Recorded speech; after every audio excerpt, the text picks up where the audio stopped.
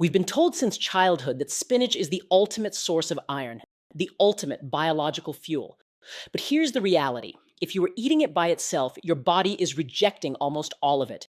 Spinach is packed with iron, but it is locked in a rigid, inaccessible state known as non-heme iron. To your digestive system, it isn't fuel, it's a vault your body doesn't have the key for. To unlock its true potential, you don't need to cook it differently, you need a chemical catalyst. Let's look at the physics of digestion.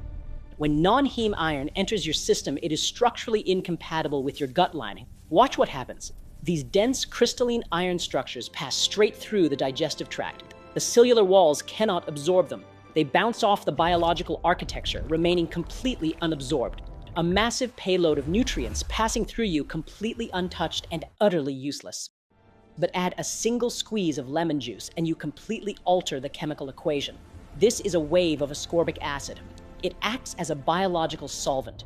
The moment it collides with the non-heme iron, it attacks the chemical bonds. It forcefully donates an electron, stripping away the oxygen atoms and triggering a total structural collapse.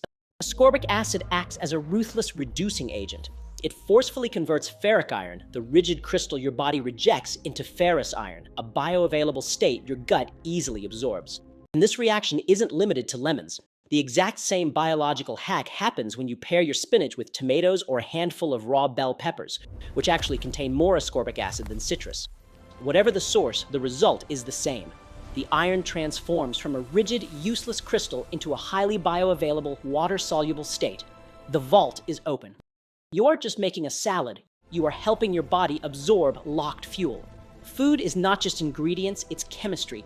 Eating a mountain of dry spinach won't fix an iron deficiency, but combining it with citrus, tomatoes, or bell peppers changes its molecular destiny.